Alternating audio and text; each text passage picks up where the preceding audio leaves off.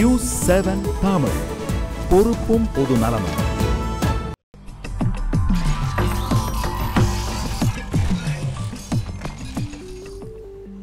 சிறிய இடைவெளிக்கு பிறகு மீண்டும் கேள்வி நேரம் நிகழ்ச்சிக்கு உங்களை மிகுந்த அன்போடு வரவேற்கின்றேன். திரு பிரின்ஸ், உங்ககிட்ட என்ன கேட்கணும்னு விரும்புகிறேன்னா, நேருவினுடைய பிறந்த தினம் பள்ளிகளில் தொடர்ந்து கொண்டாடப்படுகிறது. அது குழந்தைகள் தினமாக கொண்டாடப்படக்கூடிய ஒரு சூழலில் பாஜக ரொம்ப தெளிவாகவே சொல்கிறது, இந்த நாட்டில் எல்லா திட்டங்களுக்கும் நேரு குடும்பத்தினுடைய பெயர் தான் இருக்கிறது. அப்போ அவங்களை தவிர இந்த நாட்டிற்கு யாருமே எதுவுமே செய்யவில்லையாங்கிற ஒரு கேள்வி நியாயமான கேள்விதான்கிற ஒரு கருத்து முன்வைக்கப்படுகிறது. அப்படி இருக்கின்ற பொழுது ஒரு நல்லாட்சி கொடுத்தார் என்று நாங்கள் நம்புகின்ற, இன்னும் சொல்ல வேண்டுமானால் சுதந்திர இந்தியாவினுடைய வரலாற்றில் காங்கிரஸிற்கு பிறகு ஒரு நிலையான ஆட்சியை கொடுத்தார் அப்படிங்கிற வாதத்தில் அவங்க வைக்கின்ற பொழுது வாஜ்பாய் பிறந்த தினத்தில் அதை கொண்டாடுவதில் என்ன தவறு? காங்கிரஸிற்கு மட்டுமே தான் இது இருக்கிறதா அப்படிங்கிற ஒரு கேள்வியை வைக்கிறாங்க இல்லையா? இதில் வந்து ரெண்டு விஷயமா பிரித்து பார்க்கணும்னு ஆசைப்படுறேன். முதல்ல வாஜ்பாய் நல்லாட்சி கொடுத்தாரா கொடுக்கலையான்ற ஒரு தனி விவாதம். மாப்பிள்ளை விநாயகர்ன்ற சோடா பாட்டிலை க்ளோஸ் பண்ணி இயேசுவை கும்பிடக்கூடிய பெப்சி கம்பெனியும் கொக்கா கோலாவை இந்தியாவுக்குள்ளே விட்டது வாஜ்பாய் தான். இந்தியா நாட்டில் மக்களுடைய வரி பணத்தில் உருவாக்கப்பட்ட பொதுத்துறை பங்குகளை தனியாருக்கு விற்கலாம், அதுவும் நேரடி அந்நிய மூலதனத்துக்கு விற்கலான்றதுக்கு தனியாக ஒரு அமைச்சகத்தையே உருவாக்கி டிஸ்இன்வெஸ்ட்மெண்ட் மினிஸ்ட்ரி என்று உருவாக்குனது வாஜ்பாய் தான். எனவே மாணவர்கள் மத்தியில் இயற்கை வளங்களையும் நாட்டினுடைய பொது சொத்தையும் வித்த வாஜ்பாயை பற்றி பேசுறதுக்கு நிறைய இருக்கு. 1942 அந்நியன வெள்ளையன வெளியேறு இயக்கத்தின் போது 23 நாள் வாஜ்பாய் உங்க அண்ணனும் 2 பேரும் சேர்த்து ஜெயிலில் இருக்காங்க.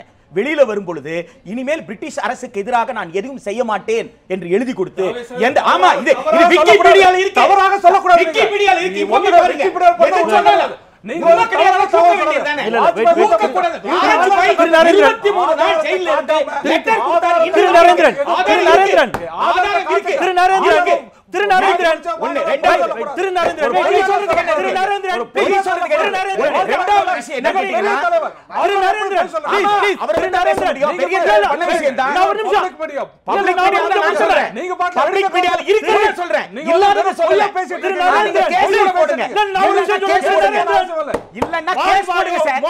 விமர்சனத்துக்கு அப்பாற்பட்டவர்கள் அல்ல.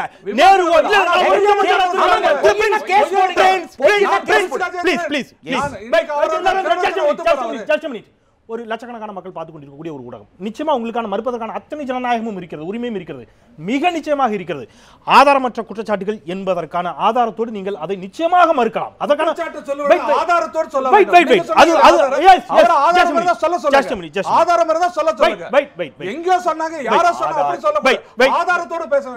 சொல்லுங்க. ஆதாரத்தோட தான் பேசிட்டு இருக்கோம். எனவே வாஜ்பாயை பற்றி பேசுவதற்கு சிக்கல் என்னன்னு கேட்டீங்கன்னா, கிறிஸ்துமஸ் தினத்தன்னைக்கு கிறிஸ்துவர்கள் மட்டும் கொண்டாடுறதில்ல. கிறிஸ்துமஸ் தினத்தன்னைக்கு குழந்தைங்க சேர்த்து வச்சிருந்த பணத்துல பிற மதத்தை சார்ந்த ஏழை குழந்தைகளுக்கு துணி எடுத்து கொடுத்து சந்தோஷத்தை பகிர்ந்துக்கிற ஒரு நாள்.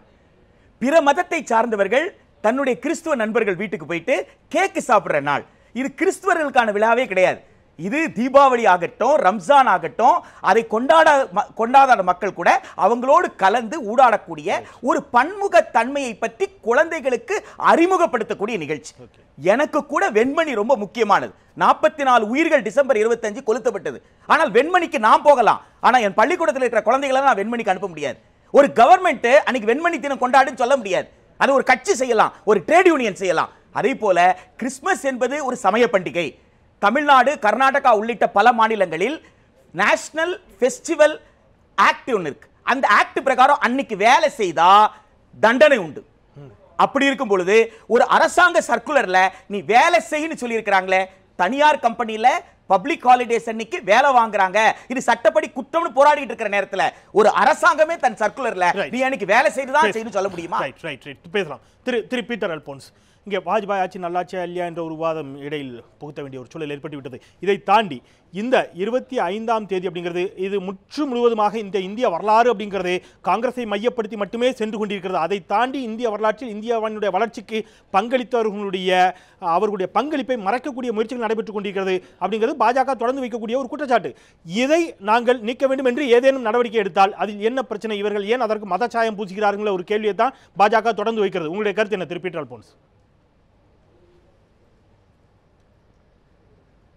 அதாவது ஒன்று நான் ஏற்கனவே வாதத்தின் துவக்கத்தில் சொன்னது போல, இந்த அறிவிப்புகள் எல்லாம் எதற்காக செய்யப்படுகிறது என்று சொன்னால், சில தத்துவ விவாதங்களையும் சில குற்றச்சாட்டுகளை நியாயப்படுத்துகின்ற முயற்சிகளையும் ஊடகங்களிலும் மக்கள் மனதிலும் நிரந்தரமாக வைத்திருக்க வேண்டும் என்பதற்காக அப்பொழுது செய்யப்படுகிற ஒரு யுக்தி. அதாவது மகாத்மா காந்தி மட்டும்தான் தேசியவாதியோ தேசப்பற்றாளர் அல்ல, கோட்சையும் தேசப்பற்றாளர் தான் அப்படின்னு ஒருத்தர் பேச வேண்டியது. இந்த நாட்டில் யாருடைய ஆட்சி வேண்டும் உங்களுக்கு? தெய்வத்தினுடைய மக்களுடைய ஆட்சி வேண்டுமா, முறைகேடாக பிறந்தவருடைய ஆட்சி வேண்டுமா என்று ஒரு நாள் பேசுவது. இந்த நாட்டில் கிறிஸ்தவர்களும் இந்துக்கள், இஸ்லாமியர்களும் இந்துக்கள், சீக்கியர்களும் இந்துக்கள் என்று ஒரு நாள் பேசுவது. இதுக்கு எந்த பேச்சுக்கும் என்ன பொருளும் கிடையாது. இதனுடைய நோக்கமே ஒரு விவாதத்தை ஊடகங்களிலே வைத்துக் கொண்டு அந்த நெருக்கடிக்குள்ளே தங்களுடைய அஜெண்டா, தாங்கள் என்ன செய்ய வேண்டும் என்று நினைக்கிறோமோ அதை பூராக நிறைவேற்றிக் கொள்வது. அதுக்காக தான் நான் முதல்ல சொன்னேன். இரண்டாவது, நான் கேட்கிறேன், எனக்கு வாஜ்பாய் மேல மிகுந்த மரியாதை உண்டு. அதாவது அவருடைய ஆட்சியை பற்றி அல்ல, அவர் பிரதமராக இருக்கின்ற போது நான் நாடாளுமன்ற உறுப்பினராக இருந்தவன். அவரிடம் நான் தனிப்பட்ட முறையில் எனக்கு பரிச்சயம் உண்டு. ஆகவே ஒரு நல்ல பண்பாடான மனிதர் என்பதில் எனக்கு மாற்று கருத்து இல்லை. நான் ஒரு கருத்தை நம்முடைய பாரதிய ஜனதா கட்சியின் நண்பர் நரேந்திரன் அவர்களுக்கு கேட்கிறேன். நான் இன்னும் 100 ஆண்டு வாஜ்பாய் அவர்கள் நலமோடு வாழ வேண்டும் என்று மனப்பூர்வமாக விரும்புகிறேன், பிரார்த்திக்கிறேன். இதுவரைக்கும் எந்த பிரதமரும் உயிரோடு இருக்கின்ற போது அவருடைய பேரிலே ஒரு விழா நடத்தியதாகவோ, திட்டங்கள் துவக்கியதாகவோ, அவருக்காக ஒரு நாளை ஒதுக்கியதாகவோ, அவரை கொண்டாடியதாகவோ எனக்கு தெரியவில்லை. இந்திரா காந்தியினுடைய நாளை நாம் வன்முறை எதிர்ப்பு தரமாக ராஜீவ் காந்தி அவர்கள் இறந்த நாளை கொண்டாடுவது, அதெல்லாம் ஒரு சில ஞாபகங்களுக்காக வைத்திருக்கிறோம். ஆனால் வாஜ்பாய் அவர்கள் 100 ஆண்டு இருக்க வேண்டும். ஏன் நிச்சயமா அது ஒரு கேள்வி. மதன் மோகன் மாளவியாவை கொண்டு சேர்க்கிறீங்க. நன்றி. மதன் மோகன் மாளவியா என்னைக்கு பிறந்தார்? அவருடைய பிறந்த தேதி என்ன? மதன் மோகன் மாளவியாவிற்கும் இதற்கும் என்ன தொடர்பு நான் கேட்ட அதே கேள்வியை தான் திருப்பியும் நினைவுபடுத்தியிருக்கிறார். அவர் இன்னொரு விஷயத்தை கூட அதில் கோட் பண்ணார். நீங்கள் நவோதயா பள்ளியில் படிக்கக்கூடிய எத்தனை மாணவர்களின் வீட்டில் கணிப்பொறி இருக்கிறது? ஒன்று. அவர் இது என்ன மாதிரியான நோக்கத்தோடு இன்னொரு தெளிவாக வைக்கிறாரு. தொடர்ந்து இது போன்ற பிரச்சனைகளை கிளப்பதன் மூலமாக இப்போ நம்ம விவாதிச்சுட்டு இருக்கிறோம், மக்கள் பார்த்துட்டு இருப்பாங்க, ஹிந்துக்கள் பார்ப்பார்கள், இஸ்லாமியர்கள், கிறிஸ்தவர்கள், ஏதோ ஒரு இடத்தில் எந்த எண்ணமும் இல்லாத ஹிந்துக்களின் மனதில் இது ஒரு விதமான சிந்தனையை தூண்டுவதற்கான ஒரு முயற்சி. ஏன் இஸ்லாமிய பண்டிகைகளுக்கு வாழ்த்து தெரிவிக்கலை மோடி என்று சொன்னால் அங்கிருந்து ஒரு மறுப்பு வரும். திமுக தலைவர் கருணாநிதி விநாயகர் சதுர்த்திக்கு வாழ்த்து தெரிவிக்கிறாரா என்று கேட்பதன் மூலமாக இந்துக்களினுடைய ஆதரவை பெறுவதற்கான முயற்சி. ஏன் இந்த மாதிரி தொடர்ச்சியாக இப்போ இது அது மாதிரியான ஒரு பிரச்சனை தான். ராமரின் பிள்ளைகள் ஆள வேண்டுமா அல்லது முறைகேடாக பிறந்தவர்களுடைய பிள்ளையை ஆள வேண்டுமா? இப்படி சொல்வதன் மூலமாக மத உணர்வுகளை தூண்டி அரசியல் ஆதாயம் அடைய நினைக்கிறது பாஜகன்னு சொல்றாருல, இதை எப்படி மறுப்பீங்க? தொடர்ந்து அந்த மாதிரி தான் நடந்துகிட்டு இருக்கு. அதாவது மத உணர்வுகள் தூண்டி ஆதாயம் அடைய வேண்டும் பாரதிய ஜனதா கட்சி நினைத்திருந்தால் தொடர்ந்து நாங்கள் தான் ஆட்சியில் இருந்திருக்க வேண்டும். ஆகவே நாங்கள் மத உணர்வுகளை தூண்டவில்லை. இந்த நாட்டில் ஒரு தேசிய இனம் நாம் அத்தனை பேரும், நான் கிறிஸ்துவனாக இருந்தாலும், முஸ்லீமாக இருந்தாலும், வேறு மதத்தை சைவராக இருந்தாலும், புத்தராக இருந்தாலும், புத்த மதத்தை ஜைன மதத்தை சேர்ந்தவராக இருந்தாலும், யாராக இருந்தாலும் இந்த நாட்டுடைய அத்தனை பேரும் தேசிய இனம். இந்து என்பது ஒரு தேசிய இனம். அதை தான் நாங்கள் திரும்ப திரும்ப சொல்லிட்டு இருக்கோம். உச்ச நீதிமன்றமே அதை ஏற்கனவே தெளிவா சொல்லி இருக்கு. என்னன்னு சீக்கியர்கள் இந்து இல்ல இல்ல மதத்தின் அடிப்படையில் ஒரு தேசிய இனம் கிடையாது. நான் பண்ணும்போது நீங்க கேக்குறீங்க தேசிய இனம் ஒரு மதத்தின் அடிப்படையில் கிடையாதுங்க. I can't stop when you are telling a historical lie. Prince நீங்க சொன்னீங்கல்ல சுப்ரீம் கோர்ட் சொன்னது பொய் இருக்குங்களா? ஆமா, இந்து தேசம் எங்க இருக்கு? இந்து தேசம் சொல்லல. இந்து தேசம் சொல்லல. பிரின்ஸ் நான் சொல்றேன் தேசிய இனம் உச்சநீதிமன்றம் அது ஒரு கலாச்சாரம். உச்சநீதிமன்றமே உச்சநீதிமன்றம் சொல்லி அங்க போய் கேளுங்க. இந்து என்பது ஒரு கலாச்சாரம் என்று உச்சநீதிமன்றம் சொல்லி இருக்கிறது நீங்க சொல்றீங்க, அவர் இல்லைன்னு சொல்றாரு, ஒரு புறம் இருக்கட்டும். ஆனால் நான் அந்த கலாச்சாரத்தை சேர்ந்தவன் அல்லது அந்த கலாச்சாரத்தை ஏற்றுக்கொண்டவன் என்பதை நான் தான் சொல்ல வேண்டும். நீங்கள் அந்த கலாச்சாரத்தை ஏற்றுக்கொண்டவர் என்று சொல்வதில் உங்களுக்கு பெருமை இருக்கலாம். அவர் அதை ஏற்றுக்கொள்ளவில்லை என்று சொல்வதற்கான உரிமை அவருக்கு இருக்குது. அவர் சொல்லக்கூடாது என்று சொல்வது எந்த விதத்தில் நியாயங்கிறது ஒரு வாதம். சொல்லக்கூடாது நம்ம சொல்லவே இல்லை. எந்த இடத்துல அவரவர்களுக்கு அவர்களுடைய கடவுளுக்கு வழிபாடு முறைகளில் நம்ம எந்த விதமான நம்ம தடைபாடுகளும் கிடையாது. இன்னும் சொல்ல போனால் மற்ற நாடுகளோட இஸ்லாமியர்கள் அதிகமாக இருக்கின்ற இஸ்லாமிய ரொம்ப எளிமையா முடிச்சிடலாம். ரொம்ப எளிமையா நான் இன்னும் கூட உங்களுடைய ஜனசங்கத்தை தோற்றுவித்த தலைவர்களாகட்டும் அல்லது RSS நிறுவிய தலைவர்களாகட்டும் எல்லோரும் மீதும் உங்களுக்கு மதிப்பு இருக்கிறது, அதில் மாற்றுக்கருத்தில். ஒருவேளை இவர்களுடைய பிறந்த தினத்தன்றோ அல்லது 27ஆம் தேதியோ அல்லது 23ஆம் தேதியோ அல்லது 24ஆம் தேதியோ இந்த போட்டிகளை நடத்துவதாக ஒரு அறிவிப்பு செய்திருந்தால் இன்றைக்கு இந்த சர்ச்சை வந்திருக்குமா, ஏற்பட்டிருக்குமா? ஏன் ஒரு நாள் முன்போ அல்லது பின்னோ செல்வதற்கு கூட மத்திய அரசுக்கு மனம் இல்லையா? ஒரு வாதத்துக்கு கேட்குறேன், அது சிறப்புனே வச்சுப்போமே. ஒரு விழாவை இப்போ ஒரு பொங்கல் விழா கொண்டாடுகிறார்கள், பொங்கல் அன்றைக்கு கொண்டாட மாட்டார்கள், ஒரு வாரம் முன்போ அல்லது பின்போ கொண்டாடி அன்றைக்கு பரிசுகள் கொடுப்பார்கள். எல்லா விழாக்களும் அது தொடர்பான போட்டிகள் இந்த மாதிரியான விஷயங்கள் எல்லாம் அதற்கு முன்பு நடத்தப்பட்டு அன்றைக்கு பரிசு கொடுக்கப்படும் அல்லது அதற்கு பின்பு பரிசு கொடுக்கப்படும். 25 என்று நிற்பதற்கான ஏதாவது ஒரு நியாயமான காரணத்தை சொல்லுங்கள். காரணம், வாஜ்பாய் நாங்கள் மதிக்கின்ற போற்றுகின்ற ஒரு தலைவர். சரி, ஏற்கனவே பீட்டர் அல்போன்ஸ் சகோதரர் தெளிவா சொல்லியிருக்கார், வாஜ்பாய் மிக நல்ல மனிதர். அதான் கேட்கிறேன், அவருடைய பிறந்த நாள் அவருடைய பிறந்த நாளை அது 24ஆம் தேதி நடத்தினா என்னன்னா மத்த அப்ப எல்லாருக்கும் அது அப்ளை ஆகுமா? மத்த தலைவர்களுக்கு அப்ளை ஆகுமா? என்ன நேரு பிறந்த நாள் நீங்க முன்னாடியே வச்சீங்க, அன்னைக்கு நேரு பிறந்த நாள் அன்னைக்கு தீபாவளி இல்லையே, நேரு பிறந்த நாள் அன்னைக்கு ரம்ஜான் இல்லையே, நேரு பிறந்த நாள் அன்னைக்கு கிறிஸ்மஸ் இல்லையே, அதுதான் கேள்வி. இல்ல வாஜ்பாய் 25 வாஜ்பாய் பிறந்த அவரோட தவிர, வாஜ்பாய் பிறந்த அவரோட தவிர அப்படி சொல்லவே இல்லை. ஆகவே என்றைக்கு யார் பிறந்தது என்று நினைக்கிறேன் அன்றைக்கு தான் கொண்டாட முடியும், வேற தினத்தை மாற்றி எல்லாம் கொண்டாட முடியாது. நீங்கள் கொண்டாடிக் கொள்ளுங்கள், ஏன் குழந்தைகளுக்கு திணிக்கிறீர்கள்? குழந்தைகளை திணிக்கலைங்க, வாஜ்பாய் பிறந்த தினத்தை கொண்டாடுங்கள். எந்த இடத்திலும் பாரதிய ஜனதா கட்சி ஆட்சி சொல்லவே இல்லை. நாங்கள் சொல்லுவது ஏன் 25 தேர்ந்தெடுக்கிறீர்கள்? வாஜ்பாய் பிறந்த தினத்தை கொண்டாட வேண்டும் என்று சொல்லவில்லை என்றால் மற்ற நாட்களில் பள்ளிக்கூடத்தில் குழந்தைகளுக்கு பாடங்களை படிக்க வேண்டும், விடுமுறை நாட்களில் அவர்கள் இல்ல மற்ற நாட்களில் இன்றைக்கு நல்லாட்சி தினம் என்று அறிவித்த பிறகு நல்லாட்சி தினத்தை பற்றி குழந்தைகளுக்கு சொல்லிக் கொடுக்க. இன்னொரு விஷயம் சொல்றேன், மதமாற்றம் நம்ம இப்ப சொன்னாங்க, மதமாற்றம் மதமாற்றம் அல்ல, அத்தனை பேரும் தாய் மதத்துக்கு திரும்புவதை நாங்கள் மதமாற்றம் எந்த செய்யவில்லை. இன்னும் சொல்ல போனால் அது ஒரு பெரிய கட்சியுடைய எழுத்தாளர் முக்கிய அவர்கள் சொன்னது இது மீள் மதமாற்றம் சொல்லி நிறைய கேள்வி இருக்கிறது தொடர்பா. அது போனா வேற வாதம் ரொம்ப எளிமை. ஒரு ஹிந்து நாடார் அல்லது ஒரு ஹிந்து தேவர், ஒரு ஹிந்து யாதவர் கிறிஸ்தவ மதத்திற்கு மதம் மாறினால் அவர் கிறிஸ்தவ நாடாராகவோ கிறிஸ்தவ தேவராகவோ கிறிஸ்தவ யாதவராகவோ இருக்க முடியும். ஒரு இஸ்லாமியர் இப்பொழுது ஹிந்து மதத்திற்கு மதம் மாறினால் அவர் என்ன சாதியில் சேர்த்துக் கொள்ளப்படுவார்? அவருக்கு எந்த சாதியிலிருந்து பெண் கொடுப்பீர்கள்? அவர் எந்த சாதியோடு திருமண உறவு வைத்துக் கொள்வார்? சொல்லுங்க. அதற்கு அவர்களுக்கு தெரியணும். நான் என்ன கேட்கிறேன்னா, நீங்க வாங்கன்னு சொல்றீங்க, வரும்பொழுது அவர்கள் என்ன சாதியில் சேர்த்துக் கொள்ளப்படுவார்கள்? அவர்களுக்கு என்ன சாதி என்று சான்றிதழ் கொடுக்கப்படும். ஹிந்து மதத்துல இடஒதுக்கீடு இருக்கு, டிசில என்ன சாதின்னு போடுவீங்க? சொல்லுங்க. எளிமையான, ரொம்ப எளிமையான. இந்தியன் அவ்வளவுதான், ஹிந்து. அவருக்கு வந்து இடஒதுக்கீடு மறுக்கப்படும். இடஒதுக்கீடு எப்படி மறுக்கப்படும்? ஓசி தான ஒரு வரி இந்தியன் போட்டா, ஒரு பிசிஆர் இருந்தா, ஒரு எஸ்சிஆர் இருந்தா, ஒரு எம்பிசிஆர் இருந்தா இடஒதுக்கீடு கிடைக்கும். மறைந்த அப்துல் சமத் ஐயா உங்களுக்கு தெரியும், முஸ்லிம் லீக் மிகப்பெரிய தலைவர். லத்தீப் அவர்கள் உங்களுக்கு தெரியும். ஆனா அவர்களிடம் தனிப்பட்ட முறையில் பேசுகின்ற பொழுது தாங்கள் எந்த மதத்தை வந்த விஷயம் அவர்களுக்கு தெரியும். திருப்பாக்கியம். இதுல மீள் மதமாற்றம் அதெல்லாம் காரணம் அல்ல. இப்பொழுது இந்த சிறுபான்மை மக்களுடைய உரிமைகளை பறிப்பதற்காக கொண்டு வரக்கூடிய ஒரு செயல். இவர்கள் மதமாற்றம் செய்வதை பெரிய பிரச்சாரம் செய்து மதமாற்ற தடை சட்டத்தை கொண்டு வருவதற்கான பின்னணியோடு செய்யப்படக்கூடிய சம்பவங்கள். சரி, அப்படி கொண்டு வந்தாலும் என்ன தப்பு? ஹிந்துவிலிருந்து கிறிஸ்தவத்திற்கு மதம் மாறுகின்ற பொழுது மதமாற்றம் தடை சட்டம் கொண்டு வந்தால் கடுமையாக இருக்கிறீர்கள். இந்தியாவில் இப்படி திருப்பி வந்தா அது என்ன மாதிரியான? இப்போதைக்கு நான் மதமாற்றம் செய்வதற்கான காரணங்கள் என்பது இப்போ இவர்கள் சொல்லக்கூடிய காரணங்கள் என்பது தவறான விஷயம். உண்மையிலேயே மதமாற்றம் ஏன் நடக்கிறது? மதமாற்றம்னா மதம் மாறுகிறார்கள். இன்றைக்கும் மதுரையில் ஒரு வாட்சை கட்டிட்டு போனதுக்காக கை துண்டிக்கப்படுகிறது ஒரே மதத்தை சேர்ந்தவர்கள். அப்படிப்பட்ட சிரமத்தில் இருக்கக்கூடியவர்கள் தன்னுடைய எதிர்ப்பை தெரிவிக்கிறார்கள். நீங்கள் சொன்ன மாதிரி மதம் மாறியுடன் அங்கெல்லாம் வாழ்க்கை மாறல, அதே நிலை நீடிக்கிறது என்பதுதான் உண்மை. ஆனால் இவர்கள் அதை பயன்படுத்தி ஒட்டுமொத்தமாக அவருடைய வழிபாட்டு உரிமைகளை தடுப்பதற்கான செயல்பாடுகளுக்கு தான் இந்த வேலைகளை செய்து கொண்டிருக்கிறார்கள். இன்னொரு விஷயம் அவர் சொன்னார், முதல்ல பேசும்பொழுது வாஜ்பாயின்னு சொல்லலை, குட் கவர்னன்ஸ் டேன்னு சொன்னார். இப்போ திரும்பி வாஜ்பாய் பிறந்த தினம்னு சொல்கிறாரு. பிரச்சனை அவருக்கு ஒரு தெளிவான விஷயம் கிடையாது.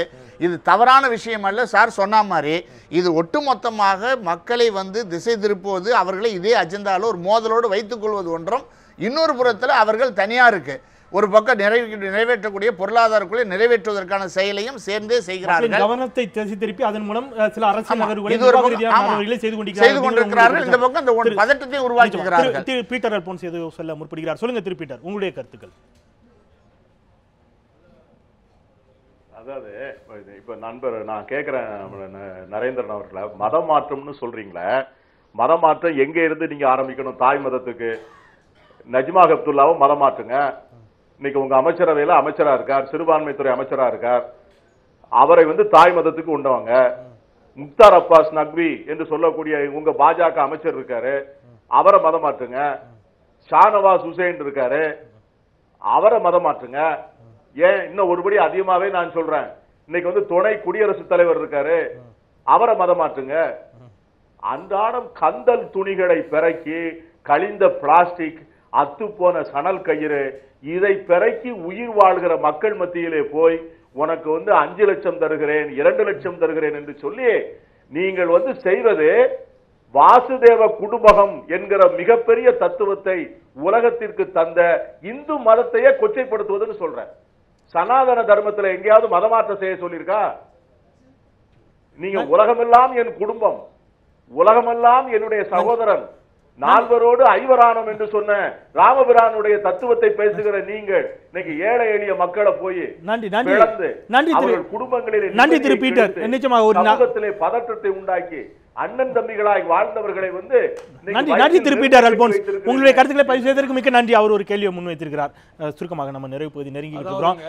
இந்த மதமாற்றம் இல்ல இந்த அவர் தாய் மதத்திற்கு திரும்புவதை அமைச்சரவையிலிருந்து தொடங்கலாமேங்கிறார். சொல்லுங்க. நாங்க யாரையும் அதான் சொல்றார். இங்க ஏதாவது முயற்சி நடந்து நீங்க மதம் மாற்ற முயற்சி நடந்தா அவர் சொல்லக்கூடிய வாதம் இது வந்து தவறாக வேண்டும். இதுதான் பொய்யான விஷமத்தமான பிரச்சாரம். இப்ப நீங்க பேசுன அப்படியே ரிவைண்ட் பண்ணி போட்டு கூட நம்ம பார்க்கலாம். நீங்க சொன்னது நான் சொல்றேன், நாங்க வந்து மதம் மாத்தல தாய் மதத்திற்கு திருப்பி அழைக்கிறோம். இல்ல யார் விருப்பப்படுற அவர்தான். நான் சொல்ல ஏதோ பிஜேபி ஆட்சியில் மட்டும் நடக்கல. சோனியா காந்தியோட ஆட்சி, அவருடைய தலைமையில் இருக்கின்ற கட்சி காங்கிரஸ் கட்சி ஆட்சி நடந்த போட்டு 2006 போஜ்புரி மக்கள் 300க்கு அதிகமான மக்கள் மதம் மாறி இருக்காங்க. கிறிஸ்தவ மதத்திலிருந்து தலித் கிறிஸ்தவர்கள் மீண்டும் இந்து மதத்துக்கு வந்திருக்காங்க. அதே போல 2008 தமிழ்நாட்டில் அம்பேத்கரோட பிறந்த நாள்ல 100 இந்து சமயம் அப்படிங்கிறது ஒரு ஒருவான சமயம். அவரும் சொல்றாரு, நால்வரோடும் ஐவரானோம்னு குகனையும் சேர்த்து சொன்ன ராமபிரான் வணங்கக்கூடியவர்கள் அப்படிங்கிறார். உலக நாடுகளுக்கெல்லாம் சொல்கின்ற பொழுது நம்முடைய மோடி அவர்கள் பகவத்கீதையை பரிசீலிக்கிறார். நல்ல புத்தகம், நல்ல தத்துவங்கள் நிறைந்தது. உங்களுடைய இன்னைக்கு மகாபாரதம்ங்கிறது அரசியலை கற்றுக் கொடுக்கிறதுங்கிறது அத்வானி. நான் என்ன கேட்குறேன்னா, அவர் பீட்டர் அல்போன்ஸ் என்ன கேட்குறேன்னா, இதையெல்லாம் முதலில் அவருடைய அமைச்சரவை சகாக்களுக்கு நஜ்மா ஹெப்துல்லா போன்றவர்களுக்கு கொடுத்து நீங்கள் தாய் மதத்திற்கு திரும்புங்கள், நல்ல பல கருத்துக்கள் இங்கே இருக்கின்றன, நல்ல விஷயங்கள் இங்கே இருக்கின்றன, நீங்கள் ஏன் இன்னும் விசாரித்து தெளிவிக்கிறீர்கள் என்று கேட்டு அந்த நல்ல தொடக்கத்தை அங்கிருந்து தொடங்கலாமேங்கிறதா பீட்டருடைய கொக்கி போடுறார். இல்ல இப்படியா மாட்டிக்கிட்டுமா அப்படின்னா, நாங்கள் மதம் மாற்றுவது எங்கள் வேலை அல்ல. நல்ல அரசாங்கத்தை கொடுப்பது, நல்ல ஆட்சியை கொடுப்பது எங்களுடைய வேலை. மற்றவர்களை மதம் மாற்றுவது எங்களுடைய வேலை அல்ல. அவரோட மதத்திற்கு அவரோட மத வழக்கப்படி சுதந்திரமாக இருக்கின்ற அனுமதி பாரதிய ஜனதா கட்சி கொடுத்திருக்கிறது. அதனால நிச்சயமாக ஒவ்வொரு ஆண்டும் 25ஆம் தேதி இது போலவே கிறிஸ்துமஸ் பண்டிகை, கிறிஸ்துமஸ் பண்டிகை நல்லாட்சி தினம் என்று சொன்னாங்க. அவரவர் மதத்தை வழிபடக்கூடிய உரிமை கொடுக்கப்பட்டிருக்கிறது. நீங்க இதுல வந்து எந்த விதமான ரைடரும் கிடையாது, தெளிவா சொல்லியிருக்கோம். நல்லாட்சியை பற்றி பேசுவதற்கு நவம்பர் 26 ரொம்ப பொருத்தமான நாள். ஏனென்றால் அது இந்தியாவுடைய சட்ட நாள். அதை பற்றி யாருமே கண்டுகொள்ளவில்லை. அன்றுதான் இந்தியாவுடைய சட்டம் கையெழுத்தாச்சு 1949. ஜனவரி மாதம் 26ஆம் தேதி குடியரசு தினம் இருக்கு. அன்னைக்கு நல்லாட்சி தினத்து பேசலாம். ரெண்டாவது, விடுமுறை என்பது ஆசிரியருக்கும் மாணவருக்கும் விடுமுறை கிடையாது. அது அவங்களை தங்களை ரிஃப்ரெஷ் பண்ணிக்கிறதுக்கு. அதில் ஏகப்பட்ட விஷயங்கள் வச்சிருப்பாங்க. வீக்கெண்ட் விடுமுறை இருக்கு, குவார்டர்லி ஆஃபர்லி விடுமுறை இருக்குது. அதே போல் இது ஒரு ஆஃபர்லி எக்ஸாமினேஷன் முடிச்சுட்டு அவன் ஏற்கனவே பிளான் பண்ணி கிறிஸ்மஸ்னா 25th மாத்திரம் இல்லை, 24th கிறிஸ்மஸ் ஈவ்லேருந்து ஆரம்பிக்குது. எனவே 23லேருந்து அவன் கிளம்பியிருப்பான். எனவே பன்முக பண்பாட்டை கொண்டாடுவதற்கு கற்றுத்தர வேண்டிய மாணவர்கள் மனதிலே போட்டி மனப்பான்மையை, நீ பங்கு பெற முடியல, நான் பங்கு பெற்றா நான் 2500 ரூபா வாங்கிட்டேன் பாரு என்ற போட்டி மனப்பான்மையை உருவாக்கி ஒரு ஒரு ஒரு மோசமான ஒரு சூழலை மாணவர்கள் மத்தியில், குழந்தைகள் மத்தியில் நஞ்சை கலப்பக்கூடிய ஒரு ஏற்பாட்டைத்தான் இந்த சர்க்குலரை பார்க்குறோம். மூன்று பேருமே உங்களுடைய நிறைவு கருத்தை சொன்னீங்க. திருபாகியம் ஏதாவது நிறைவு கருத்து தான்? ஒரு பிராணங்களும் இதிகாசங்களும் அது எந்த விதத்தில் விஞ்ஞானம் அல்ல, அது மக்களுடைய வாழ்க்கையை சில விஷயத்தை பிரதிபலிக்குமே தவிர இன்றைக்கு தலைவர் சொல்வது என்பது சரியான கருத்து. நன்றி நன்றி நன்றி. மூன்று பேருக்குமே நிலையத்தில் எங்களோடு இணைந்து உங்கள் கருத்துக்களை பகிர்ந்து கொண்டதற்கு மிக்க நன்றி. திரு பீட்டர் அல்போன்ஸ், உங்களுக்கும் நேரலையில் இணைந்து உங்களுடைய கருத்துக்களை எங்களோடு பகிர்ந்து கொண்டதற்கு மிக்க நன்றி. நல்ல ஆட்சி அல்லது நல்ல அரசு எப்படி இருக்க வேண்டும் என்பது நிச்சயமாக மாணவர்களுக்கு கற்றுக் கொடுக்கப்பட வேண்டிய ஒன்றுதான். ஏனென்றால் அவர்கள்தான் இந்தியாவினுடைய எதிர்காலம். ஆனால் அதில் இது போன்ற சர்ச்சைகள் ஏற்படாதவாறு அதை தவிர்த்தால் அது இன்னும் கூட சரியாக இருக்கும் என்ற கருத்துக்களை இங்கே சிறப்பு விருந்தினர்கள் முன்வைத்திருக்கின்றார்கள். பார்க்கலாம், காலம்தான் பதில் சொல்ல வேண்டும். இந்த அளவில் நாம் இந்த நிகழ்ச்சியை நிறைவு செய்யலாம். மீண்டும் மற்றும் சில மக்கள் சமூகம் சார்ந்த பிரச்சனைகளோடு உங்களை கேள்வி நேரத்தில் சந்திக்கின்றேன். நான் செந்தில். நன்றி.